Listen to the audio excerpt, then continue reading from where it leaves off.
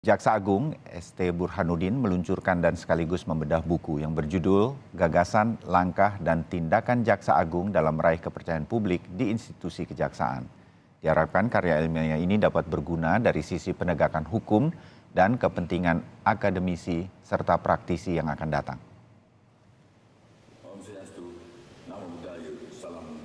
Hadir secara virtual, Jaksa Agung ST Burhanuddin membuka Seminar Nasional Hari Bakti ke-63 Adiaksa dengan tema optimalisasi kewenangan kejaksaan dalam penanganan tindak pidana yang merugikan perekonomian negara.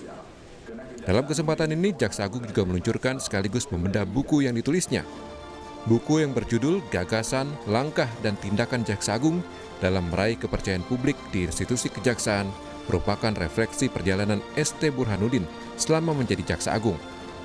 Peningkatan kepercayaan publik ini juga tak lepas dari sejumlah kasus besar yang ditangani Kejaksaan Agung, seperti kasus tindak pidana umum perkara pembunuhan berencana Verdi Sambo dan tindak pidana korupsi Asabri, BTS 4G, dan Duta Palma Group dengan kerugian negara mencapai triliunan rupiah.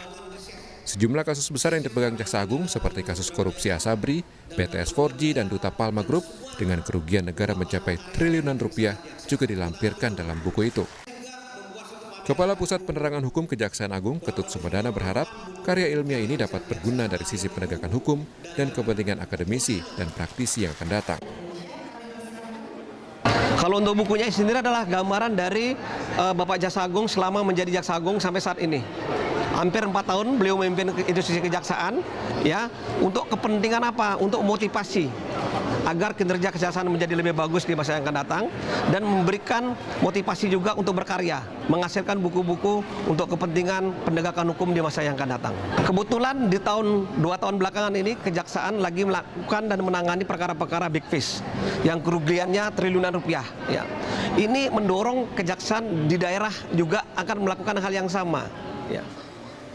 Dalam acara ini, Kejaksaan Agung juga meluncurkan 14 buku dan memamerkan 46 buku yang merupakan karya insan adiaksa seluruh Indonesia. Iksan Apriansah, Kompas TV, Jakarta.